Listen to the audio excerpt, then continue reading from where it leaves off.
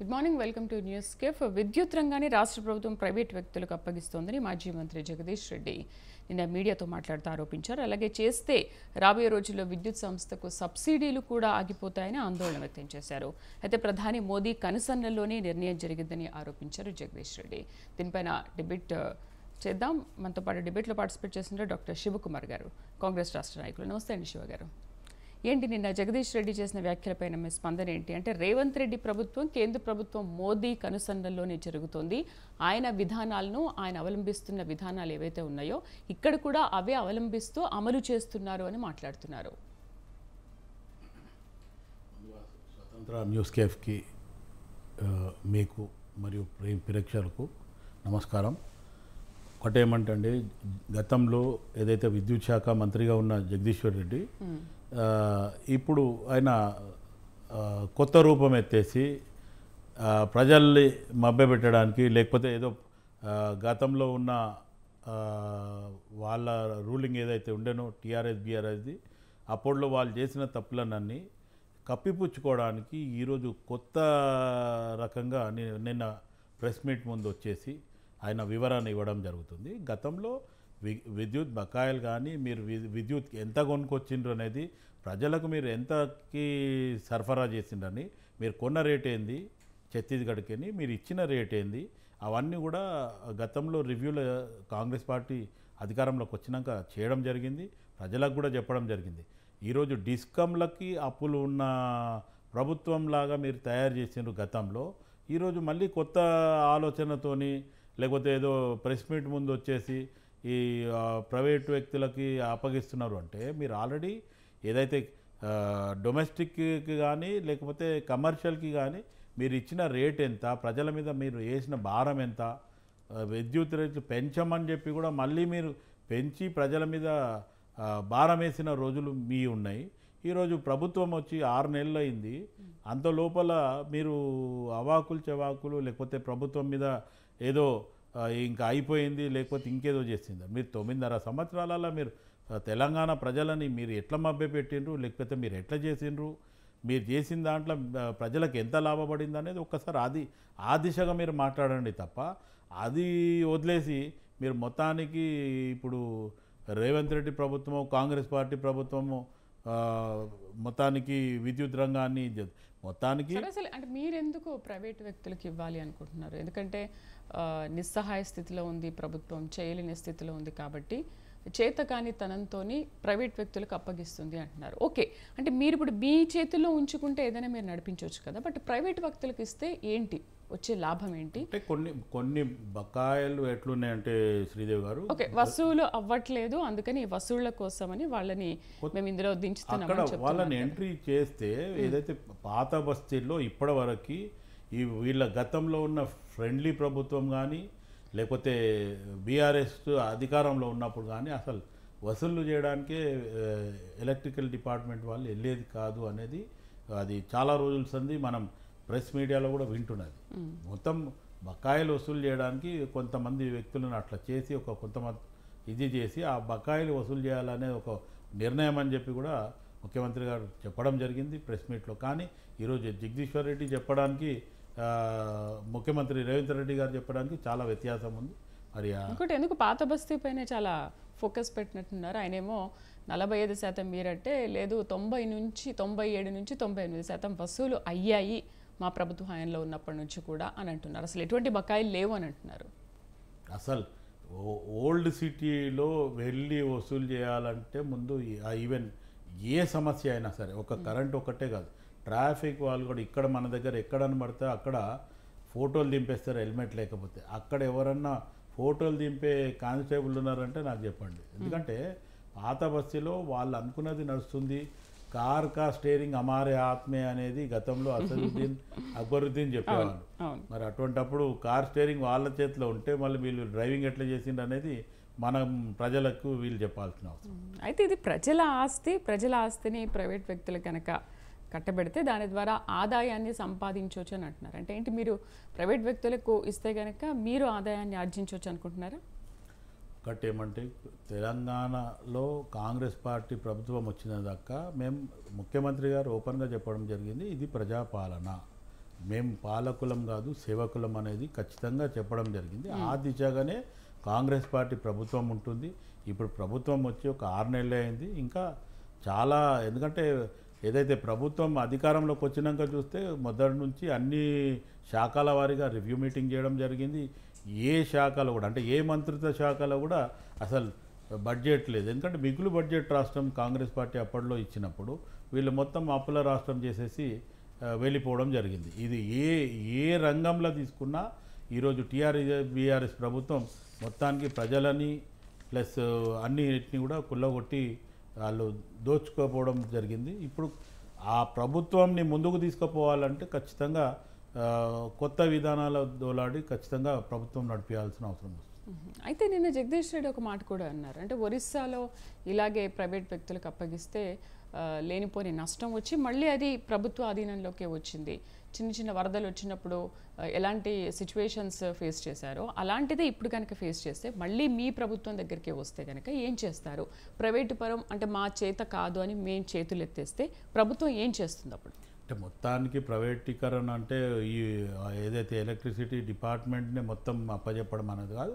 ఒక percentage of ఇది కేవలం వసూళ్ల వరకే వసూళ్ల వరకే. ఎందుకంటే పాత బకాయిలు ఏవైతే ఉన్నాయో వీళ్ళు గతంలో వసూలు చేయలేదు. దాని ఉద్దేశం ప్రకారంగానే అది పర్సెంటేజ్ ఆఫ్ ఇది వసూలు.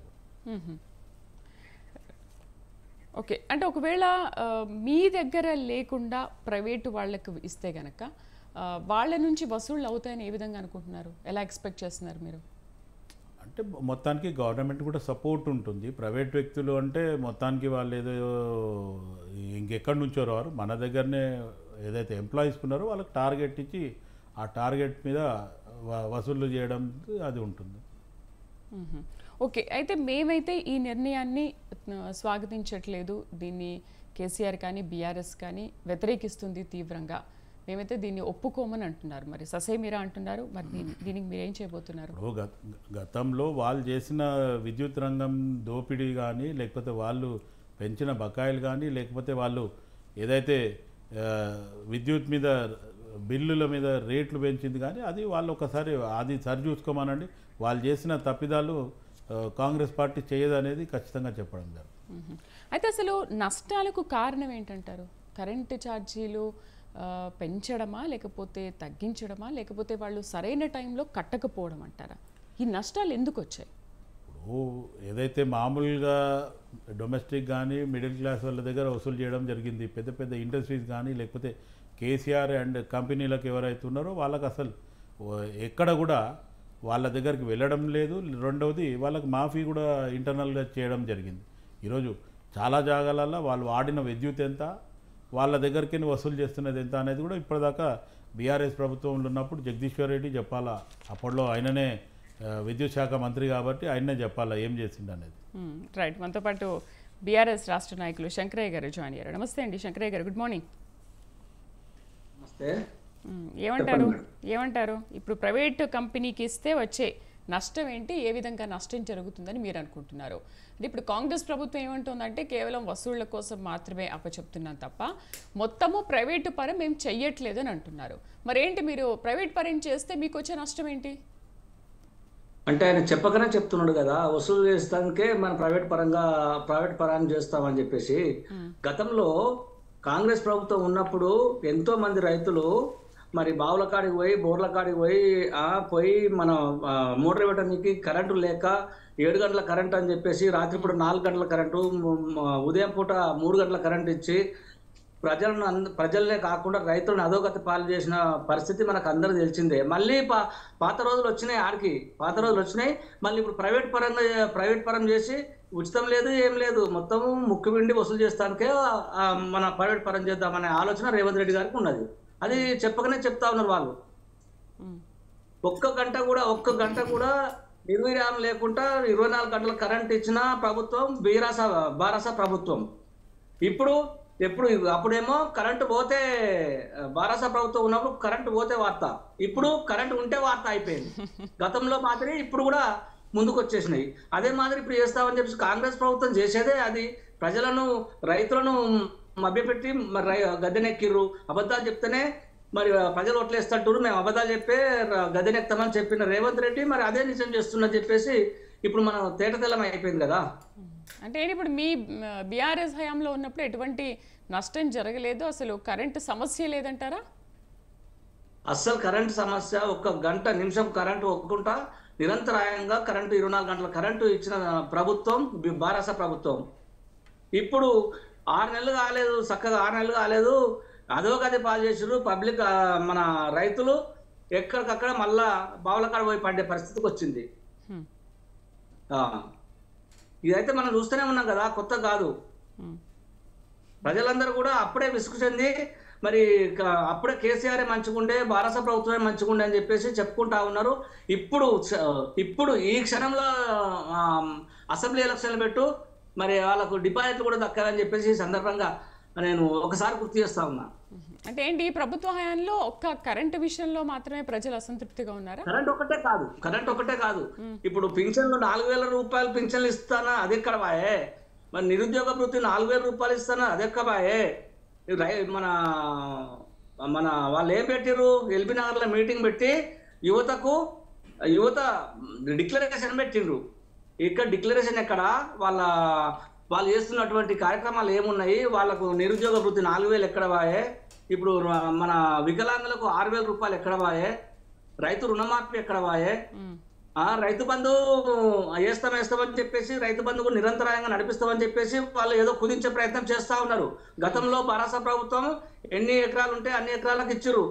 ఇప్పుడు ఏం చేస్తారు, మీరు ఎటుపెట్టి కుదించే ప్రయత్నం చేసి ప్రజలను మభ్యపెట్టి వచ్చినాము, కుదించే ప్రయత్నం చేసే ప్రయత్నమే తప్ప ఇంకోటి కాదని చెప్పేసి సందర్భంగా గుర్తు చేస్తా ఉన్నాము. ఎందుకంటే ఇప్పుడు రైతులు సాగు చేసే భూమికే ఇస్తామన్నారు, సాగు చేస్తారు, తోట పెట్టుకుంటారు, అది కూడా సాగు చేసినట్టే కదా. ఇవన్నీ కౌలు రైతులకు ఇస్తామన్నారు, నూతనంగా కొత్తగా కౌలు రైతులకు మేము యాడ్ చేస్తామని చెప్పారు. ఎక్కడ పోయింది కౌలు రైతులు, ఎక్కడ ఇచ్చిర్రా? అంటే ఆగస్టు 15 లోపు చేసేస్తామన్నారు కదా రుణమాఫీ, సో అన్ని కూడా అప్పుడే అయిపోతాయేమో. మా నాయకులు హరీష్ రావు గారు ఒక్కటే ఛాలెంజ్ చేసిర్రు. ఏం పని చేసిండు, ఆగస్టు 15 లోపల మీరు అనుకున్న హామీలన్నీ నెరవేర్చకపోతే మీరు రాజీనామా చేయాలి. మీరు నెరవేర్చినట్టయితే నేను రాజీనామా చేస్తా, రాజకీయ సన్యాసం పుచ్చుకుంటాను. దీనికి సిద్ధమేనా? మరి నోరు మెదపలే. కాంగ్రెస్ వాళ్ళు ఒక్కరు కూడా ఈ విషయం మీద మాట్లాడలేదు కదా, అవునా కదా? చూస్తూనే ఉన్నాం కదా రోజు. శివ గారు ఏమంటారు? ఓన్లీ ఒక కరెంటు సమస్య మాత్రమే కాదు, తెలంగాణ ప్రజలు అన్నిట్లో కూడా అసంతృప్తిగానే ఉన్నారు ఈ ప్రభుత్వం పైన అంటున్నారు. ఇప్పుడు బీఆర్ఎస్ నాయకులు శంకరయ్య గారికి గతం గుర్తులేదేమో, 2004 నుంచి 2013 వరకు డాక్టర్ వైఎస్ రాజశేఖర రెడ్డి గారు ఉన్న ప్రభుత్వంలో రైతులకి ఏదైతే విత్తనాల మీద కూడా మాఫీ చేయడం అయింది, లేకపోతే పంట నష్టం ఇవ్వడం జరిగింది, మొత్తానికి కరెంటు కూడా నాణ్యతమైన కరెంటు ఇవ్వడం జరిగింది. ఇప్పుడు మీరు వచ్చిన తర్వాత మొన్న కోమటిరెడ్డి వెంకటరెడ్డి గారు వెళ్ళి చూస్తే మీ లాగ్ బుక్లో ఏముంది, 9 గంటల సేపు మీరు కరెంట్ ఇచ్చిండ్రు. రెండోది డిస్కామ్లకి మీరు ఒకవేళ కరెక్ట్గా కరెంట్ ఇచ్చుండి లేకపోతే విద్యుత్ వసూలు చేస్తుంటే డిస్కామ్లకి ఇంతగానం బాకీ ఎందుకు ఉంటుంది. రెండోది మీ హరీష్ రావు గారు ఎవరైతే ఇప్పటివరకు కూడా కిరోసిన్ పోసుకొని అగ్గిపెట్ట పుల్లల డబ్బి దొరకని హరీష్ రావు గారు ఎవరైతే ఉన్నారో ఆయన చెప్పండి, రాజీనామా పత్రం స్పీకర్ ఫార్మాట్లో పెట్టుకొని రెడీగా ఉండమని చెప్పండి. రేపు ఆగస్టులో ఖచ్చితంగా రైతులకు రుణమాఫీ చేయడం ఖచ్చితంగా కాంగ్రెస్ పార్టీ చేస్తుంది, ఆయన సీటు ఖాళీ అవుతుంది, రాజకీయ సన్యాసం పుచ్చుకోమని చెప్పండి. శంకరయ్య గారు ఏమంటున్నా అంటే ఒక రైతు రుణమాఫీ కాదు, ఒక కాంగ్రెస్ ప్రభుత్వం మాట మార్చొద్దు శంకరయ్య గారు. మీరు ఒక్కసారి గత వీడియోలు చూడండి. మీ హరీష్ రావు మాట్లాడింది రైతులకి రుణమాఫీ 2 లక్షలు చేస్తే నేను రాజీనామా చేస్తా అని చెప్పి అమరవీరుల దగ్గర పోయి అమరవీరులకు అప్పచెప్పడం కాదు. ఈ రోజు కూడా స్పీకర్ ఫార్మెట్లా స్పీకర్కి అడ్వాన్స్గా కూడా పంపించేమని చెప్పండి. ఇప్పుడు డిబేట్ అయిపోయినాక మీ హరీష్ రావు టచ్ ఉంటే కాల్ చేసి ఇవ్వమనండి. ఆయన స్పీకర్ ఫార్మెట్లో కాకుండా ఏదో మాయమాటలు చెప్పడం కాదు, స్పీకర్ ఫార్మెట్లా రాజీనామా రెడీ చేసి పంపించమని చెప్పండి. రైతుకు రుణమాఫీ కాగానే ఆయన రాజకీయ సన్యాసం పుచ్చుకోమని చెప్పండి. ఇంతే. ఎందుకంటే నేను ఒకటే మీరు చెప్తున్నా. ఇప్పటిదాకా ఏమన్నారు శంకరయ్య గారు అప్పుడు ఏమన్నారు? హరీష్ రావు ఏమన్నారు అప్పుడు? అమరవీరుల స్థూపం దగ్గర హరీష్ రావు గారు ఏమన్నారంటే, మీరు ఇచ్చిన హామీలు 6 హామీలలో 13 హామీలు పెట్టిర్రు. దాంట్లో 420 హామీలు ఇచ్చిర్రు. చెడ్డ మంచి అన్ని చెత్త చెదరం అన్ని పెట్టిర్రు. అవన్నీ కూడా హామీలను నెరవేర్చినట్టయితే నేను రాజకీయ సన్యాసం పుచ్చుకుంటా, రాజీనామా చేస్తా అన్నారు. సూపర్ వచ్చి నేను రాజీనామా పత్రం ఇస్తా చెప్పిండు. మీరు గవర్నర్కి ఇవ్వాలన్నారు, గవర్నర్ ఫార్మాట్లు ఇవ్వాలని రేవంత్ రెడ్డి గారు స్పందించిండు. కంపల్సరీ గవర్నర్ గారి ఫార్మాట్లనే తీసుకొస్తా అని చెప్పేసి ఆయన తెల్లారే మళ్ళీ స్పందించి మన హరీష్ రావు గారు రెడీగా ఉన్నారు. మీరు అది సిద్ధమా అని చెప్తున్నా, నేను సిద్ధమా అని అడుగుతున్నా. ఇప్పుడు మీరు రేవంత్ రెడ్డి గారితో రాజీనామా చేయించడానికి సిద్ధమా? అదొక్కడే చాలు. 6 హామీలు పూర్తి చేస్తారా? పూర్తి చేసినట్టయితే 6 హామీల్లో రుణమాఫీ అనేది మెయిన్ హైలైట్ గా ఉంది అక్కడ. ఒకవేళ నిజంగా అది మీరు చేస్తే కనుక రాజీనామా చేస్తారని అడిగారు ఆ రోజు. రుణమాఫీ 2 లక్షల రూపాయలు చేస్తే నేను రాజీనామా చేస్తా అన్నాడు. అది ముందు అది మైండ్ లో పెట్టుకోండి. ఈ 6 గ్యారంటీలు అవన్నీ ఇప్పుడు మళ్ళీ యాడ్ చేయొద్దు. రైతులకు 2 లక్షల రూపాయలు రుణమాఫీ చేస్తే నేను రాజీనామా చేస్తాడు. ఆ రాజీనామాకు సిద్ధం. ఆరు ముఖ్యమంత్రితో ఛాలెంజ్ చేయాలంటే ముఖ్యమంత్రి గారు రేవంత్ రెడ్డి గారు ఇంకొక మాట చెప్పిండు. మీ హరీష్ రావు కాదు, మీ గతంలో ఉన్న మాజీ ముఖ్యమంత్రి కేసీఆర్ని తీసుకురమ్మాను, నేను రైతు రుణమాఫీ చేస్తే ఆయన పార్టీని విలీనం చేయమని చెప్పాను అడగడం జరిగింది. ఒక్కసారి మీరు హరీష్ రావు గారు మాట్లాడింది వినండి, వీడియో వినండి. శంకరయ్య గారు మీరు వినండి ఎందుకు ఏం చెప్పిండు అనేది. అమరవీరుల స్తూపం దగ్గర పోయి ఆయన చెప్పింది 2 లక్షల రుణమాఫీ మీరు చేస్తే నేను రాజీనామా చేస్తాను. ఆ రాజీనామా పత్రం కూడా అంత దాంట్లో అవన్నీ స్పీకర్ ఫార్మాట్ కాకుండా ఏదో అన్ని రాసిస్తే అది సెట్ కాదు, స్పీకర్ ఫార్మాట్లో తీసుకొచ్చి ఇవ్వని చెప్పి రేవంత్ రెడ్డి గారు చెప్పడం జరిగింది. స్పీకర్ ఫార్మాట్లో తెచ్చడానికి హరీష్ రావు గారు రెడీగా ఉన్నారు. మీరు 6 హామీలు పూర్తి స్థాయిలో ఆగస్టు 15 తారీఖు వరకు కంపల్సరీ మీరు హామీలు నెరవేర్చినట్టయితే స్పీకర్ ఫార్మాట్లనే మీకు అందజేసి నేను రాజీనామా పుచ్చుకోవడానికి సిద్ధంగా ఉన్నారని తెల్లారి మళ్ళీ ప్రెస్ మీట్ పెట్టి మాట్లాడడం జరిగింది. అదొకసారి ఆ ఫోటో ఫుటేజ్ వినండి, అట్లే వీడియో కూడా వినండి. రైట్. అయితే మీ హరీష్ రావు గారికి చెప్పండి రాజీనామా పత్రం రెడీ పెట్టుకొని ఉండమని చెప్పండి. 15 ఆగస్టుకి ముందే 2 లక్షల రుణమాఫీ చేస్తామని చెప్పి సీఎం గారు కాంగ్రెస్ పార్టీ హామీ ఇచ్చింది. ఒకే ఒకటి కొత్తగా నూతనంగా మళ్ళా విద్యుత్ మీద తీసుకొచ్చారు. విద్యుత్ ఒకటే వదిలిపెడదాం. విద్యుత్ ఒకటే కాదు, మీరు చేసేటి అన్ని కాంగ్రెస్ ప్రభుత్వం చేసేటి అన్ని ప్రజలను మభ్యపెట్టి మేము వస్తామని చెప్పిర్రు. ఆయన అదే రకంగా వచ్చిండు, ఆయన అదృష్టం అట్లా ఉంది. ఓకే, కానీ 6 హామీలు ఏవైతే ఉన్నాయో అందులో 420 హామీలు ఉన్నాయో అవన్నీ నెరవేర్చినట్టయితే నేను రాజీనామా చేస్తా అన్నాడు. మీరు మరొకసారి పదే చెప్తున్నా, మీరు ఆ ఫుటేజ్లు చూసుకుంటూ ఆ వీడియో వినండి, తెల్లారి ఇచ్చిన వీడియోలు వినండి. గవర్నర్ ఫార్మాట్లోనే తీసుకురావడానికి సిద్ధము. మీరు కాంగ్రెస్ ప్రభుత్వం నుంచి మన రేవంత్ రెడ్డి గారు రాజీనామా చేస్తానికి సిద్ధంగా ఉన్నాడా? అదొక్కటి మీరు చెప్పండి చాలు మాకు. శంకరయ్య గారు ఒక్కటి అర్థం చేసుకోండి, 9.5 సంవత్సరాలు మీరు మాయమాటలు చెప్పి ప్రజలని మోసం చేసి ఈరోజు కూడా యువకులను పట్టించుకోలేదు, రైతులను పట్టించుకోలేదు. ఏ రంగంలో మీరు చేసింది ఏంది? ఈరోజు ప్రతి రంగంలో మీ దోపిడీ తప్ప. కాళేశ్వరం అన్నాడు దోపిడీ, మిషన్ కాకతీయ అన్నాడు దోపిడీ, తర్వాత చెరువులు పూడిక అని చెప్పి చెరువులను కూడా మాయం చేసిన ప్రభుత్వం బీఆర్ఎస్ ప్రభుత్వం. ఈరోజు మీరు కళ్ళబొల్లి మాటలు చెప్పి మళ్ళీ ఏదో కొత్త డ్రామాలు చేయడానికి మీ జగదీశ్వర్ రెడ్డి వస్తుండు, నేను రాజీనామా చేస్తా, నేను రైతులకు రుణమాఫీ 2 లక్షలు చేస్తే రాజీనామా చేస్తాను మీ హరీష్ రావు చెప్తుండు. అంతే మొత్తానికి కొత్త రకమైన మాయ మాటలు మళ్ళీ మీరు చెప్తున్నారు. ఈరోజు కాంగ్రెస్ పార్టీ ప్రభుత్వము ప్రజలకు ఇచ్చిన హామీ ఖచ్చితంగా చేస్తుంది. ఇది 6 నెలలు, మీరు 9.5 సంవత్సరాలకే మీరు 10 సంవత్సరాలకే ఏం చేయలేదు. మేము 6 నెలలకే మీరు అది చేయండి ఇది చేయండి అంటే మన మాయమచంద్ర ఉందా? అబ్రకదబ్రానంగానే మారిపోతుంది అనుకుంటున్నారా? మొత్తానికి ప్రభుత్వం అధికారంలోకి వచ్చింది. మిమ్మల్ని ఏదైతే 6.5-7 సంవత్సరాల వరకు మీ మీద మేమేం ఎక్కువ మాట్లాడింది లేదు. మీ మాటలు ప్రజలు కూడా నమ్ముతున్నారు, నమ్మనియండి అని చెప్పి గమనున్నాం. 2.5 సంవత్సరాల క్రిందం నుంచి మిమ్మల్ని మీరు చేసిన తప్పులని ఎత్తి చూపడం జరిగింది. ఆ తర్వాతనే ప్రజల్లో మీ వ్యతిరేకత మాకు అది ఈరోజు అధికారం రావడానికి అవకాశం వచ్చింది.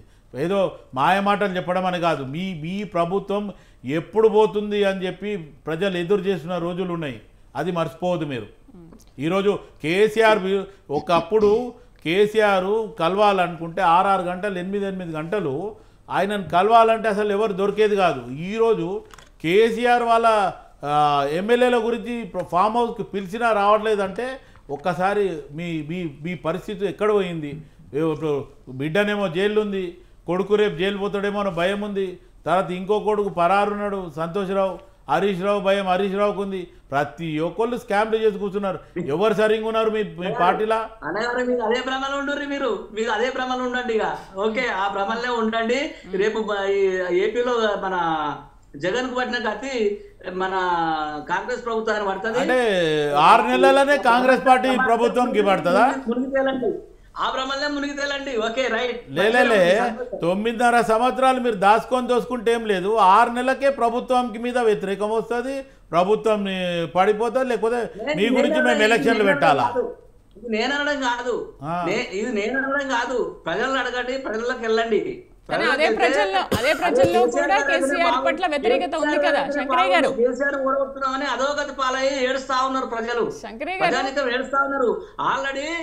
ఆల్రెడీ వృద్ధాప్య పెన్షన్స్ ఇచ్చే వాళ్లకు జనవరి నెల ఎగ్గొట్టిన సంగతి వాళ్ళందరూ కూడా అది ఉన్నది. 4,000 రూపాయలు ఇస్తా అని చెప్పేసి 6 నెలల నుంచి 4,000 ఇంటూ 2,000 ఇంటూ ఎక్స్ట్రా ఇవ్వకుండా 2,000 ఇంటూ 6 నెలలు 12,000 అవి బాకీ పడరు. ఆ సంగతి మర్చిపోకండి. ఎగ్గొట్టిన 2,000 అవి మర్చిపోకండి. 14,000 రూపాయల కొత్తలు బాకీ పడ్డారు. శంకరయ్య గారు ఇక్కడ ఎన్నో ఓల్డేజ్ పెన్షన్, ప్రజలు లెక్కలు కట్టుకుని కూర్చుంటా ఉన్నారు. ఓల్డేజ్ పెన్షన్ ఎంత ఉందో అదంతా వస్తుంది. పెంచిన దాన్ని విడతల వారీగా ఇస్తా అని చెప్పిండు. ఆర్ కోడ్ ఆఫ్ కండక్ట్ ఉండే ఎంపీ ఎలక్షన్స్ జరిగినాయి. మొత్తానికి ప్రభుత్వంలో మీరు ఖజానానే ఖాళీ పెట్టి ఉన్నదంతా ఊడ్చుకోపోయినరు, దోసుకోపోయినరు. ఈ ప్రజలకు ఇవ్వాలంటే ఒకసారి మేము ఇచ్చిన హామీలు కూడా మేము నెరవేర్చాలంటే ఎక్కడికేం చేయాలి? మన ప్రింటింగ్ మిషన్ ఉందా? వనరులు చూడాలి కదా. మీరు ఉన్నది మాయమాటలు చెప్పి ప్రజలకంతా మభ్య పెట్టి మీరు ఏ రంగంలో వద్దు చెప్పండి. ఫోన్ ట్యాపింగ్ చేసి మొత్తానికి ఒక యంగ్ యువకులను కూడా విడదీసే పాపం పెట్టుకున్నారు. ఈరోజు ఫోన్ ట్యాపింగ్లో ఎవర్రా చేయించిందంటే పెద్ద ఆయన. మీ కేసీఆర్ కూడా రేపు విత్ ఇన్ నో టైంలో అయినా కూడా లోపల పోతాడు.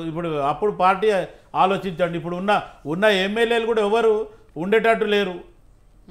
కేసీఆర్ పిలిస్తే వస్తలేరు. శంకరయ్య గారు నేను చెప్పేది వినండి అన్నగారు, చెప్పండి. ఒక్కటే చెప్తున్నా, ఫోన్ ట్యాపింగ్ ఈయన కేసీఆర్ లేకపోతే కేటీఆర్ హరీష్ రావు దగ్గర నుండి చేయించిండా? వాళ్ళు మభ్య పెట్టుకోనికి వీళ్ళ పేరు చెప్తుండ్రు, వీళ్ళు బయటపడడానికి వీళ్ళ పేరు చెప్తున్నారు. ఎవరి పేరు చెప్పాలి? ప్రతి పేరు చెప్తే మేము బయటపడతామని చెప్పేసి వాళ్ళు చెప్తున్నారు తప్ప వీళ్ళ దగ్గర నుండి ఫోన్ ట్యాపింగ్ చెప్తురా? వీళ్ళకి ఏమన్నా లాభం ఉందా దాంతో?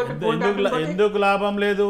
ఫోన్ ట్యాపింగ్ ద్వారా ఎవరెవరు ఏం మాట్లాడుతున్నారు, ఏ డబ్బులు ఎక్కడ పోయినాయి, అంబులెన్స్లల్లా లేకపోతే పోలీస్ రక్షకులల్లా తీసుకుపోయి డబ్బులు పంచింది మీ టీఆర్ఎస్ ప్రభుత్వం. అది మర్చిపోదు. ఆల్రెడీ బయటపడ్డాయి అవన్నీ. మీరు ఫోన్ ట్యాపింగ్ అంత పెద్ద ఫోన్ ట్యాపింగ్ ఇష్యూ ఒక ముఖ్యమంత్రి కానీ లేకపోతే వేరే మంత్రులు కానీ వాళ్ళ కనుసంధంలో నడిచిందని చెప్పి ఓపెన్ గా ఉంటే నిరూపణ ఇంకా శంకరయ్య గారు డిస్కంలకు సంబంధించి అప్పుడు ప్రభుత్వ హయాంలో ఉన్న మరి 81,000 కోట్ల అప్పు గురించి ఏమంటారు? నేను ఒకటే చెప్తున్నా మేడం, అప్పుడు ఉన్న పరిస్థితుల్లో కాంగ్రెస్ ప్రభుత్వం చేస్తున్నటువంటి అకృత్యాలు అన్యాయాలు అవన్నీ తట్టుకోవాలంటే అప్పుడు ఉన్న కరెంటు 7 గంటల కరెంట్ అని చెప్పేసి రాత్రిపూట పొద్దున్న దాకా మన రైతులను ఎక్కడైతే ఆత్మహత్యలకు, హత్యలకు లేక ప్రమాదాలకు గురి చేసిరో అవన్నీ తట్టుకోవాలంటే అప్పుడున్న పరిస్థితుల్లో భారత ప్రభుత్వం రాగానే కేసీఆర్ గారు ఏదేమన్నా కానీ రైతాంగానికి మంచి చేయాలి, రైతులను రాజు చేయాలని చెప్పేసి సదుద్దేశంతో ఎక్కడ వస్తే అక్కడ కరెంటు కొనడానికి మొగ్గు చూపిండు. అంతే తప్ప ఆయన ఇంటికో లేకపోతే ఆయన ఇంటి కరెంటుకో లేకపోతే ఆయన బాయికాడనో ఆయన ఫామ్ హౌస్కో కరెంటు తీసుకోలే. ప్రజలకు రైతులను రాజు చేయాలని ఒక కంకణం కట్టుకొని అది ముందుకెళ్ళిపోవాల్సి వచ్చింది. అప్పుడు ఉన్న పరిస్థితుల్లో ఖర్చు కావచ్చు, కాదంటలేం. ఇప్పుడు అన్ని ఇప్పుడు మన సోలారు ఇవన్నీ వచ్చి కూడా పెరిగినాయి, తగ్గితే తగ్గొచ్చు, దాంట్లో తప్పేం లేదు. మేము దాని కూడా మేము తప్పు పడతలేం. కానీ దాన్నే ఒక ఇదిగా చూపించి అది తప్పు చేసిర్రు, దాంట్లో డబ్బులు దొంగులుకున్నారు అని చెప్పడం తప్పు. అప్పుడు కరెంట్ ఇచ్చినోడు మహా గొప్ప. అప్పుడు కరెంటును ఉత్పత్తి చేపించి ఇప్పుడు యాదాద్రి డిస్కమ్ అది పెడతా ఉన్నారు. ఎవరి కోసం అండి? రైతుల కోసం కాదా? దాని ఉట్టిగానే అవుతుందా? ఎన్ని కోట్లు కావాలి? దాని ఎస్టిమేట్ లేవా? ఎస్టిమేట్ ఇంజనీర్ లేరా? రికార్డ్ చేయరా? ఎస్సీలు లేరా? ఈఎల్సీలు లేరా? ఈయన రికార్డ్ చేసేది ఉందా? కేసీఆర్ గారు పైసలు తీసుకొని ఆయన చేత పైసలు వచ్చే ఉందా? ప్రభుత్వమే కదా, దానికో వింగ్ ఉంటుంది కదా. ఉట్టినే దుమ్మెత్తిపోయాలని అయిపోతుందా? ప్రతి దానికి కాళేశ్వరం అన్నారు, కాళేశ్వరం దానికి ఇంజనీర్ లేరా? కేసీఆర్ ఎవరండి? కేసీఆర్ చెప్తాడు ఈ పని కావాలి నాకు అని చెప్తాడు. ఇంజనీర్ లేరా? ఈఎల్సీ లేరా? వాళ్ళేం చేస్తారండి? వాళ్ళు కదా, తప్పు వాళ్ళది. కేసీఆర్ ఇచ్చి హరీష్ రావు ఇచ్చి వీళ్ళకేదో బొట్టు పెట్టి చూపించి ఏలు పెట్టి చూపిస్తారు తప్ప అది కరెక్ట్ కాదని చెప్పేసి నేను సందర్భంగా గుర్తు చేస్తున్నాం. కాంగ్రెస్ వాళ్ళకి ఇది గుర్తు పెట్టుకోవాలి. దానికి ఇంజనీరింగ్ వింగ్ ఉంటుంది. ఏ తప్పు జరిగినా ఇంజనీరింగ్ వింగ్ తప్పు. అదే తప్పు తప్పు తప్పు చేసేది కేసీఆర్, ఇంజనీరింగ్ వింగ్ మీద దోసేస్తుండే. ఇప్పుడు అప్పుడు కౌబాయ్ నెత్తిపైన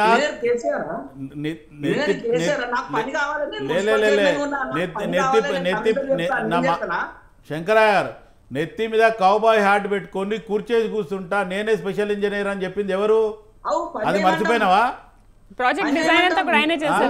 మొత్తానికి ప్లానింగ్ రీడిజైనింగ్ అంతా నేనే చేసిన, నేనే స్పెషల్ ఇది అని చెప్పి మొత్తానికి కౌబాయ్ హ్యాట్ పెట్టుకొని కూర్చేసుకొని నేను కూర్చొని నేను చేసిన అనేది నన్ను మర్చిపోయినరా?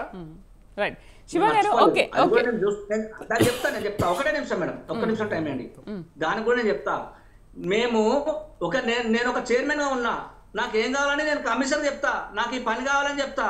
నేను పోయి కూర్చొని ఆడ పని చెప్తా, కూర్చుంటా. పని కావాలి, నాణ్యత కావాలని కూర్చుంటా. కానీ ఇంజనీరింగ్ ఏం చేపిస్తున్నా సంగతి నాకు తెలుస్తుందా? నేను ఇంజనీర్ కాదు కదా. ఆ రకంగానే ఆయన కూడా ఉపయోగపెట్టు తొందర కావాలని చెప్పేసి ఆడ కూర్చున్నాడు. కౌబాయ్ కాదు, ఆయన ఏ రకంగానే కూర్చుంటాడు. పని కావాలి, నాకు ఈ కాళేశ్వరం పూర్తి కావాలనే ఒక కంకణం కట్టిండు తప్ప ఇంకొన్ని నాణ్యత తప్పింపు చేయాలి, నువ్వు ఇట్లా చేయాలి, సిమెంట్ ఇంత పోయాలి, కాంక్రీట్ అంత పోయాలి, స్టీల్ ఇది కట్టాలని చెప్పాడు కదా. అది ఇంజనీరింగ్ సిబ్బందికి ఇంజనీరింగ్ వింగ్ కు సంబంధించిన విషయం. మరి కాళేశ్వరంలో ఇంజనీరింగ్ అవతారం ఎత్తారు అని మాట్లాడుతున్నారు. ఓకే, నిజంగానే ఇంజనీరింగ్ అవతారం ఎత్తినప్పుడు దాంట్లో ఎందుకు అన్ని లోటుపాట్లు వస్తున్నాయి? ఎందుకు కుంగిపోతుంది అదంతా కూడా? ఇంజనీరింగ్ అవతారం కేసీఆర్ గారు కాదు కదా. నాకు తొందరగా కావాలి, మీరు ఎట్లా చేస్తారో ఆ డిస్కమ్ ఎట్లా ఎట్లా అయితే ఇప్పుడు అక్కడ ఇంజనీర్లు తప్ప అంటారా? సరే, ఆయనది తప్పు కాదు, మరి నియమించిన ఇంజనీర్లు తప్ప, మరి వాళ్ళు ఎందుకు అట్లా చేశారు? వాళ్ళని తీయాలి, ఎట్లా చేసారు డిజైన్ ఏంది అని తీసి అట్లా తీయాలి. అది మీరే నియమించుకున్నారు కదా, మీ ప్రభుత్వ హయాంలోనే జరిగింది కదా. అది ఏదైతే మేడం, ఏదైతే ఇంజనీరింగ్ ఉంటాడు కదా, దాంట్లో ఈఎల్సీ లెవెల్ వాళ్ళందరూ ఉంటారు కదా, నిపుణులు ఉంటారు కదా. రైట్ శివ గారు, ఇప్పుడు ఒకవేళ ఇది ప్రైవేట్ కేసీఆర్ ద్రోహం చేసిండు, కేసీఆర్ దీన్ని నాశనం చేసిండు, ఇన్ని పైసలు వేస్ట్ అయిపోయి దానికి 5 లక్షల కోట్లు అని చెప్పి మీరు చెప్తా ఉన్నారు. దానికి ఎన్ని కోట్లు అయినా మీరు లెక్కలే తీయలేదు. శివ గారు, ఒకవేళ ప్రైవేట్ పరం చేస్తే దీనివల్ల సబ్సిడీలు అన్ని కూడా ఏమైపోతాయి? రైతులకు ఉచిత కరెంటు పోతుంది అని మాట్లాడుతున్నారు. అండ్ మళ్ళీ మోటార్లు బిగించాల్సిన అవసరం వస్తుంది అని అంటున్నారు. నిజంగా సబ్సిడీలు ఇవన్నీ పోతాయా ఒకవేళ ప్రైవేట్ పరం చేస్తే కనుక? ఉచిత కరెంటు విషయంలో మరి ఏం జరుగుతుంది? ఒక్కటేమంటే శ్రీదేవి గారు, వాళ్ళు చెప్పేది అన్ని మాయమాటలు. ఈరోజు జగదీశ్వర్ రెడ్డి గతంలో ఆయన ఏదైతే విద్యుత్ శాఖ మంత్రిగా ఉన్నాడు, ఆయనకు అన్నీ తెలుసు, ఏమేమి జరిగినాయి, ఎక్కడెక్కడ లోపాలు జరిగినాయి, ఎక్కడ వాళ్ళంతా కరెంటు ఎంతకు తెచ్చిండ్రు, ఎంత వాళ్ళు అడిషనల్గా వేసుకొని పర్సంటేజ్ వేసుకొని వాళ్ళు అమ్ముకున్నారు, తర్వాత విద్యుత్ ఎంత చోరీ చేసుకున్నారు, వాళ్ళకు అనుకూలమైన వాళ్ళకి ఎంతగా కరెంటుగా ఫ్రీ ఇచ్చిండ్రు, ప్రజల దగ్గర ఎంత డొమెస్టిక్ కానీ కమర్షియల్ కానీ రేట్ ఎంత పెంచి తీసుకున్నారు అనేది అది జగదీశ్వర్ రెడ్డి గారే మాట్లాడాలా. ఎందుకంటే ఆయన ఖచ్చితంగా తెలుసు. కానీ ఇప్పుడు ప్రస్తుతానికి ప్రెస్ ముందు వచ్చి మీడియా ముందు వచ్చి ఆయన మాట్లాడే మాటలు తప్పు. రెండోది, ఖచ్చితంగా కాంగ్రెస్ పార్టీ ఇంకా మొదలు పెట్టకముందే వీళ్ళు ఇన్ని మాటలు మాట్లాడుతుండంటే 9.5 సంవత్సరాలు వాళ్ళు ప్రభుత్వాన్ని ఏలినోళ్ళు, వాళ్ళు ప్రజలకు ఎన్నో మాయమాటలు చెప్పినోళ్ళు, ఈరోజు వాళ్ళకి ఏం చేసిండ్రు అనేది ప్రజలు ఒక్కసారి ఆలోచించే వాళ్ళకి దెబ్బ కొట్టిండ్రు. వాళ్ళు ఈరోజు అధికారంలో లేకుండా పోయిండ్రు కాబట్టి ఇంకా కూడా వాళ్ళు ఏం ఫీల్ అవుతుందంటే జగదీశ్వర్ రెడ్డి ఇంకా కూడా మేము అధికారంలో ఉన్నాను, ఈ రోడ్డు కూడా నేను ఇంకా విద్యుత్ శాఖ మంత్రిని, నాకే అన్నీ తెలుసు అనే రకంగా మాట్లాడుతుండు. అది ఒక్కసారి ఆయన చదివి చూసుకోవాలా. లేదు అనుకుంటే మరీ ఎక్కువగా మాట్లాడుతున్నా కాబట్టి రేపు మళ్ళీ పార్టీ జంప్ జలాన్ని కానీ ఆయన కూడా ఏమైనా జంప్ చేయడానికి ఆలోచిస్తుండే అది లేదు. ఎందుకంటే ఇప్పటిదాకా పోచారం శ్రీనివాస్ గారిని ఆలీలని చూసినాం. ఎవరైతే కేసీఆర్కి ఫర్గా మాట్లాడి ఎవరైతే ఎక్కువ మాట్లాడుతారో వాళ్ళే జంప్ అవుతుంటారు. మరి కాంగ్రెస్ ప్రభుత్వానికి వ్యతిరేకంగా మాట్లాడిన వాళ్ళే కాంగ్రెస్ ప్రభుత్వంలో వస్తున్నారు, జాయిన్ అవుతున్నారు. 100%. శంకరయ్య గారు ఏమంటారు? మీ ప్రభుత్వ హయాంలో ఉండి కాంగ్రెస్ ని తిట్టిన వాళ్ళు దాంట్లోకి వెళ్ళిపోతున్నారా? మేడం, రేవంత్ రెడ్డి గారు ఏం చెప్పిండు? అప్పుడు బీఆర్ఎస్ ప్రభుత్వంలో ఉన్నప్పుడు బీఆర్ఎస్ ఆకర్షితులై వాళ్ళు చేస్తున్నటువంటి అభివృద్ధి కార్యక్రమాలు ఆకర్షితులై అప్పుడు ఎమ్మెల్యేలు అందరూ కూడా బీఆర్ఎస్ ప్రభుత్వం వైపు మొగ్గు చూపిర్రు. ఇప్పుడు ఏం చేస్తున్నాడు? ఈయన తోక ఎడబట్టి కూర్చుతారో, ఈయన లాగ ఎడబట్టి కూర్చుతారో అని చెప్పేసి ఈయన అందరినీ వీళ్ళని తీసుకొని అది చేస్తున్నారు. బార్డర్లో ఉన్నాడు కాబట్టి ఈయన భయం పుట్టుకొని ఆ పిక్కలు నొక్కుతున్నాయి ఇప్పటికే రేవంత్ రెడ్డి గారికి. ఇప్పుడు అంతకుముందు కాంగ్రెస్ ప్రభుత్వం అప్పుడు ఏమంది? మీరు ప్రభుత్వ హయాంలో ఉన్నప్పుడు మీరు బీఆర్ఎస్ చేస్తున్న పథకాలకు ఆకర్షితులే ఇక్కడ నుంచి అక్కడికి వెళ్ళిపోతున్నారు అన్నారు. అదే కాంగ్రెస్ వాళ్ళు మేం చేస్తున్న వాటికి ఆకర్షితులే మళ్ళీ అక్కడ నుంచి ఇక్కడికి వస్తున్నారు అని అన్నారు కదా. వాళ్ళు అంటారు, వాళ్ళకి అవే మాటలు వస్తాయి. వాళ్ళకి అంటారు, అన్నకు కూడా తెలుసు అది. అది మేము ఇట్లా అంటామని అన్నకు కూడా మాట్లాడి అన్నకు కూడా తెలుసు ఆ విషయం. నేను ఏమంటున్నానంటే వీళ్ళ పదవులు కాపాడుకోనికి మన రేవంత్ రెడ్డి గారు ఏం చేస్తున్నాడంటే బార్డర్లో ఉన్నాడు, ఎక్కువ సీట్లు లేవు, బార్డర్లో ఉన్నాడు. ఎవరు మెజారిటీ ఉంది కదా వాళ్ళకి, అసలు అవసరం లేదు, మెజారిటీ ఉంది, సరిపోయింది. అంటే మనం అనుకుంటారు, మీరు అనుకుంటారు, నేను అనుకుంటున్నా, అసలు లేదని మీరు అనుకుంటారు, నేను అనుకుంటున్నా. కానీ వాళ్ళకి ఆ భయం ఉన్నది అంటున్నా నేను. ఏడికేనే ఉంటది శంకరయ్య గారు, ఒక్కసారి ఆలోచించు. ప్రజలు మ్యాండేట్ ఇచ్చిండ్రు, మ్యాజిక్ ఫిగర్ దాటింది, మాకు అవసరం కూడా లేదు, మేము ఉన్న పరంగా పరిపాలన చేయడానికి మాకు సరిపోయింది, మా మెజారిటీ మాకు సరిపోయింది. వీళ్ళు వచ్చినా రాకున్నా ప్రభుత్వం 5 సంవత్సరాలు ఖచ్చితంగా ఇబ్బంది లేకుండా ఉంటుంది. రేవంత్ రెడ్డి గారు అనుమానట్లా? రేవంత్ రెడ్డి అంటుండు ఇప్పుడు మీ కేసీఆర్ నేర్పించిన విద్యనే ఈరోజు రేవంత్ రెడ్డి నేర్చుకుంటూ. గతంలో బండి సంజయ్ కానీ రేవంత్ రెడ్డి గారు కానీ లేకపోతే తీర్మార్ మల్లన్న కానీ ఎప్పుడైతే కేసీఆర్ నా మాట విను, ఈరోజు కేసీఆర్ మాట్లాడిన మాటలకి ధీటుగా మాట్లాడితేనే కేసీఆర్కి అర్థమవుతుంది అనే ఒక ఉద్దేశంతో రేవంత్ రెడ్డి గారు అట్టనే మాట్లాడారు, బండి సంజయ్ అట్టనే మాట్లాడిండు, అరవింద్ అట్లనే మాట్లాడిండు, తీన్మార్ మల్లన్న అట్టనే అప్పుడు కానీ అంటే మీ టీఆర్ఎస్ బీఆర్ఎస్ వాళ్ళకి అదే భాష అర్థమవుతుంది కాబట్టి అదే భాష చెప్పడం జరిగింది. ఇప్పుడు ఈరోజు మీరు గతంలో ఆపోజిషన్ లేకుండా చేశారు కాబట్టి ఇప్పుడు రేపు అదే కూడా జరగబోతుంది. ఓకే, అంటే ఇప్పుడు దీనివల్ల మీరు ప్రైవేటు పరం చేయడం వల్ల బీద ప్రజల్ని విద్యుత్ నుండి దూరం చేయడమే అవుతుందని అంటున్నారు. మరోవైపు ఏంటంటే దీనిపైన ఇప్పటివరకు సీఎం కానీ ఇంకా ఇతర మంత్రులు ఎవరు కూడా దీనిపైన ఒక క్లారిటీ ఇవ్వలేదు. చర్చలు జరుగుతున్నాయి అంటున్నారు. అంతకుముందు నుంచి కూడా ఆదాని పాత బస్తీ మీద వెరిఫికేషన్ చేస్తున్నారు, అక్కడ కూడా సాగుతున్నాయి చర్చలు, ఏం జరిగింది ఏంటనేది తెలుసుకుంటూ ఉన్నారంటున్నారు. మరి ఎందుకు దీనిపైన ఇప్పటివరకు సీఎం కానీ ఇతర మంత్రులు కానీ ఒక క్లారిటీ ఎందుకు ఇవ్వలేదు? జస్ట్ ఢిల్లీలో దీనిపైన ఒక ప్రెస్ మీట్ పెట్టినప్పుడు దీని గురించి మాట్లాడారు, కానీ అవును ప్రైవేట్ పరం చేస్తున్నామనే విషయాన్ని గట్టిగా ఎందుకు చెప్పలేకపోతున్నారు? శ్రీధర్ గారు ఒక్కసారి ఢిల్లీలో ఒక ప్రెస్ మీట్లో ఇట్లా చేయాలనుకుంటున్నాము అని చెప్పి ముఖ్యమంత్రి గారు చేయడం జరిగింది. దానికి అనుగుణంగా మొత్తం అవన్నీ రివ్యూ మీటింగ్ చేసి మొత్తానికి ఏ రకంగా చేస్తే బాగుంటుంది అనేది ఆలోచన రాకముందే జగ్విజయ్ రెడ్డి వచ్చి ఈ ప్రెస్ మీట్ ముందు ఇట్లా మాట్లాడడం. అప్పుడు అసలు గవర్నమెంట్ ఇంకా నిర్ణయమే తీసుకోలేదు, అప్పటికే అదే నిర్ణయం తీసుకోలేదు అని అంటే నిన్న జగదీష్ రెడ్డి అదే మాట్లాడుతున్నారు. అంటే మీరేంటి టెస్ట్ చేసి చూస్తున్నారా ప్రజల నుంచి కానీ మిగతా ప్రభుత్వం నుంచి కానీ లేకపోతే అధికారుల నుంచి కానీ ఎటువంటి స్పందన వస్తుంది అనేది, ప్రతిపక్షం నుంచి ఎటువంటి స్పందన వస్తుంది ఎదురు చూస్తున్నారా? స్పందన గురించి ప్రతిపక్షం ఏదో అంటుందని ఇప్పుడు ప్రభుత్వం ఆలోచించే విధానంగా లేదు. వాళ్ళని ఆల్రెడీ వాళ్ళు టీఆర్ఎస్ బీఆర్ఎస్ మాట్లాడడానికి నోరు లేదు. వాళ్ళు శిశుపాలనలాగా 101 తప్పులు చేసిండ్రు, ఇంకా వాళ్ళకి ఏ రకమైన అవకాశం లేదు. మొత్తానికి ఎట్టి పరిస్థితుల ప్రభుత్వం గాడిలో పెట్టాలి అంటే ఖచ్చితంగా కొన్ని చేయాల్సి వస్తుంది. కాబట్టి ప్రభుత్వం ఆ దిశగానే ఆలోచిస్తుంది, పరిపాలన పరంగానే ఆలోచిస్తుంది తప్ప ఏదో ఈరోజు ప్రజాపాలన అని ఎందుకు చెప్పడం జరిగింది? గత ప్రభుత్వంలో దోచుకుంది, ఈరోజు మేము ఖచ్చితంగా ఈ ప్రజలకు మేలు చేసేలాగానే పనిచేస్తుంది కాంగ్రెస్ పార్టీకి ప్రభుత్వం అనేది ఖచ్చితంగా కాంగ్రెస్ పార్టీ కానీ కాంగ్రెస్ పార్టీ ముఖ్యమంత్రిగా అని చెప్పడం జరుగుతుంది. శంకరయ్య గారు, మరి ఇప్పుడు ఏంటి ప్రైవేట్ పరం చేస్తే మీరంటున్నారు సబ్సిడీలు ఏమైపోతాయి, ఉచిత కరెంట్ అనేది పోతుంది, రైతులకు కానీ బీద వాళ్లకు కానీ చాలా నష్టం వాటిల్లో అవకాశాలు ఉన్నాయని అంటున్నారు. ఎందుకు అనుకుంటున్నారు మీరు? అంటే ఇప్పుడు చాలా కరెంటు ఛార్జీల్లో చాలా పెండింగ్ బిల్స్ ఉన్నాయి కదా, నిజంగా ఒకవేళ వసూలు చేసే దిశగా ఆ దిశగా వెళ్తున్నారు కాబట్టి అందరూ బిల్స్ కడితే ఇంకా ప్రాబ్లమే ఉండదు కదా. ఇప్పటికే 80,000 కోట్ల పైన అప్పు ఉంది కదా మీ ప్రభుత్వ హయాం నుంచే చూసుకుంటే. ఓకే, ఉమ్మడి రాష్ట్రంలో కొంత ఉన్నా కూడా ఇప్పుడు మాత్రం 81,000 కోట్ల పైన అప్పు ఉన్నారు కదా. ఇప్పుడు కూడా ఉన్నది కదా, ఉమ్మడి రాష్ట్రం ఉన్నప్పుడు కూడా విద్యుత్ మీద అప్పు ఉన్నది. 22 కోట్లు కొత్తగా చేసింది కాదు కదా, వీళ్ళు ఇప్పుడు కొత్తగా చేసింది కాదు కదా. దాని అది పెట్టుకుంటూ రావచ్చు. ఉచిత కరెంట్ ఇవ్వడమే కాక 24 గంటలు నాణ్యమైన కరెంట్ ఇచ్చినప్పుడు ఏదో కథ మన ఖర్చు కాదా అండి, అవుతుంది కదా. మనం ఇంటికెళ్ళి బయట అయితేనే పైసలు ఖర్చు అవుతాయి. ఇది కూడా ఇంతమంది రైతులకు ఈ ఉచిత కరెంట్ ఇచ్చుకుంటూ, ఇప్పుడు సాకల్ మంగళంలోకి ఉచిత కరెంట్ ఇచ్చుకుంటూ, ఎస్సీలకు ఉచిత కరెంట్ ఇచ్చుకుంటూ, ఇవన్నీ ఉచిత కరెంట్ ఇచ్చుకుంటూ ఖర్చు కాదా? అయితే కావచ్చు. కానీ దీన్ని అంత రైతులను ఎత్తున చెడపోపం పెట్టడానికి ఒక దురుద్దేశంతోనే ప్రైవేట్ పరం చేయడానికి, మరి డబ్బులన్నీ వసూలు చేయడానికి, మరి నెత్తిన బురద చల్లడానికి, మన తెలంగాణ రాష్ట్ర ప్రజల మీద నెత్తిన భారం వేయడానికి తప్ప ఇంకోటి లేదని చెప్పేసి గంటాపదంగా చెప్పగలం. ఓకే, ఇప్పుడు శంకరయ్య గారు, మీరు ఇంతకుముందు అన్నట్టు సాకల్ వాళ్ళకి కానీ, బార్బర్ షాప్లకు కానీ, లేకపోతే ఐరన్ షాప్ సాకల్ వాళ్ళకి కానీ, ఎస్సీలకు ఎక్కడ ఇస్తున్నారు? అనౌన్స్ చేయడం తప్ప మీరు ఇచ్చింది ఏమి లేదు. ఈరోజు కాంగ్రెస్ మీరు పబ్లిక్ గా తిరిగినట్టు, సారీ ప్లీజ్, పబ్లిక్ లో తిరిగినట్టున్నారు.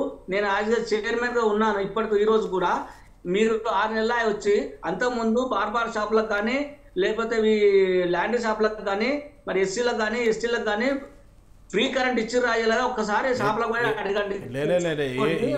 ఏ ఏరియాలు ఇచ్చిండు ఒక్కసారి చెప్పండి నాకు. ఏ ఏరియాలు ఇచ్చిండ్రు?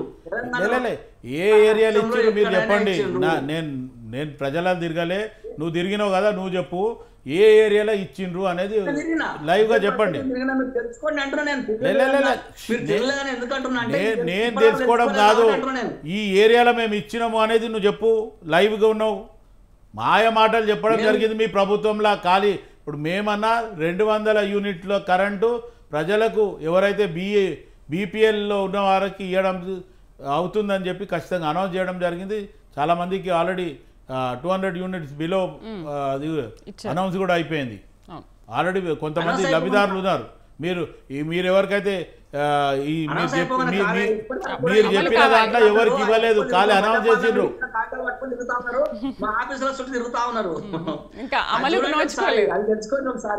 Okay, right. చివరిగా ఏం చెప్తారు శంకరయ్య గారు? చివరిగా ఏం చెప్తారు అంటే, ఇప్పుడు ఒకవేళ దీన్ని ప్రైవేట్ పరం చేస్తే కనుక, నేను జగదీష్ రెడ్డి అదే చెప్పారు, కేసీఆర్ కానీ బీఆర్ఎస్ కానీ ఎవరు కూడా దీన్ని ఒప్పుకోరు, వ్యతిరేకిస్తామని అంటున్నారు. మరి మీరు ఎటువంటి పోరాటం చేయబోతున్నారు దీనిపైన?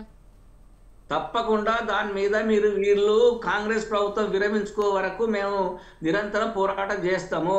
ఇవి విరమించుకోకపోతే ధర్నాలు, పికెటింగ్లు, ఇంకా ఏమైనా మేము చేస్తాం, సిద్ధంగా ఉన్నాము. ఎప్పుడు మేము ప్రజల పక్షాన్నే నిలుస్తాము. ఇప్పుడు ఈ రోజు మాకు పదవి ఉండొచ్చు, లేకపోవచ్చు, మేము ప్రజల వైపే ఉంటాం, తెలంగాణ ప్రజల బాగోగులు చూస్తానికే ఉంటామని చెప్పేసి సందర్భంగా గుర్తు చేస్తున్నాం. గతంలో మీకు కేసీఆరే చెప్పిండు తెలంగాణ ఉద్యమంలో నేను కావలి కుక్కలాగా ఉంటాను. కావలి కుక్కలాగా ఉన్నాడు కదా, ఇప్పుడు మీరు కూడా ఉంటారు అట్లానే, ఏం పెద్ద ప్రాబ్లం లేదు. అయిన మాటకి మీ మాటకి అయిన మాటకి మీ మాటకి అంతే తేడా. ఆయన కావలి కుక్కలాగా ఉంటాడు, మా మాట తప్పితే తల నరుక్కుంటాడు. మీరు కూడా మాట అట్లనే తల నరుక్కోండి. కేవలం దీనిపైన ఓకే శంకరయ్య గారు మాట్లాడదాం. కేవలం దీనిపైన చర్చలు మాత్రమే సాగుతున్నాయా? అనుమతి ఉత్తర్వులు కూడా ఇచ్చేశారా? జగదీష్ రెడ్డి అన్నట్టు దీనిపైన ఒక టెస్ట్ మాత్రమే చేస్తున్నారు, ఒక రాయి పడేశారు, దీనిపైన ఎటువంటి స్పందన వస్తున్నది ఎదురు చూస్తున్నారా మీరు, లేదు ఆల్రెడీ ఉత్తర్వులు ఇచ్చేశారా? ఇప్పుడు ముఖ్యమంత్రి గారి నిర్ణయము తర్వాత మంత్రివర్గంలో ఏం నిర్ణయం తీసుకుంటారో అనౌన్స్ చేస్తారు. అది అనౌన్స్ అయిన రోజు మనం అప్పుడు దాని మీద ఇంకేమన్నా మార్పులు చేర్పులు ఉంటే బీఆర్ఎస్ వాళ్ళకి అపోజిషన్ ఇప్పుడు ప్రస్తుతానికైతే ఉంది. ఒక 6 మంది పక్కన పోయినా ప్రస్తుతానికి ఆ ఆపోజిషన్ హోదా ఉంది, ప్రతిపక్ష హోదా ఉంది. వాళ్ళు ఖచ్చితంగా కాంగ్రెస్ పార్టీ అధికారంలో రాకముందు ఏదైతే ప్రజలకు హామీ ఇచ్చిందో ఆ హామీలని మీరు చౌకీదార్ లాగానో లేకపోతే కాపలి కుక్కల్లాగానో ఉండి ప్రజలకు రాకపోతే మీరు అరవడము లేకపోతే ప్రజలకు ఇప్పించేలాగా మీరు ఉండండి. అంతేగాని ఖచ్చితంగా 6 నెలలనే అన్నీ చేయంటే ఏ ప్రభుత్వం కానీ ఎవరు 9.5 సంవత్సరాలు మీరు ఏలినోళ్ళు మీరే చేయలేనిది 6 నెలలు ఎట్లా చేస్తారు? ఒక్కసారి అది ఒక విఘ్నతతో ఆలోచించి చేయండి. ఎందుకంటే నిజంగా కూడా ఒక్క నిమిషం మీరు ఒక్క నిమిషం మీరు ఖచ్చితంగా మేము కాంగ్రెస్ పార్టీ పరంగా ప్రజలకు ఇచ్చిన హామీలని కాంగ్రెస్ పార్టీ చేయకపోతే కొంచెం టైం ఇచ్చి ఖచ్చితంగా దాని మీద మీరు మాట్లాడండి. మీ అవసరం అనుకుంటే మీ కేసీఆర్ గారికి డైరెక్ట్ చెప్పడం జరిగింది ముఖ్యమంత్రి గారు. సూచన సలహాలు ఏమైనా ఉంటే కూడా ఇవ్వండి, అనుభవజ్ఞుల్లాగా ఉన్నారు కాబట్టి 10 ఏళ్ళ పాలన చేసిండ్రు కాబట్టి గతంలో మీరు చేసిన పొరపాటులు ఏంటి, దాంట్లో మీకు వచ్చిన అనుభవం ఏందనే దాని మీద మీరు సూచన సలహాలు ఇవ్వండి అని కూడా చెప్పడం జరిగింది. అట్లేమని ఉంటే మీరు సూచన సలహాలు ఇవ్వండి, ప్రజలకు మేలు చేసేలాగా ఉండండి, పుట్టిగా అరవడం లేదు. ఒక్క నిమిషం ఒక్కటే చెప్పాలి. లేదు ఒక్కటే నిమిషం. అన్నగారు చెప్పిన దానికి నేను వివరణ ఇస్తా. మీరు రేవంత్ రెడ్డి గారు ప్రభుత్వంలో రాకముందుకు ఇప్పుడైతే 1 లక్ష రూపాయలు మీరు లోన్ తీసుకున్న వాళ్ళు ఇమ్మీడియట్ ఇప్పుడే 2 లక్షలు తీసుకొని డిసెంబర్ 9 తారీఖు నాడు 2 లక్షల రూపాయలు రుణమాఫీ మీద సంతకం పెడతా, 2 లక్షల రూపాయలు మీకు రుణమాఫీ అవుతుందని చెప్పిన రేవంత్ రెడ్డి గారు ఏం చేసిరు? ఇప్పటికి 6 నెలలు అయిపోయింది, ఇంకా ఆగస్టు 15 తారీఖు దాకా డేట్ పెట్టిండు. అప్పుడు ఏమైంది చెప్పేటప్పుడు అంటున్నారు కదా, చూద్దాం ఇంకా టైం ఉంది కదా, వాళ్ళకు టైం ఇవ్వాలి, మనం ఏం చేస్తారో చూద్దాం, అప్పుడు డిసైడ్ చేసుకోవచ్చు.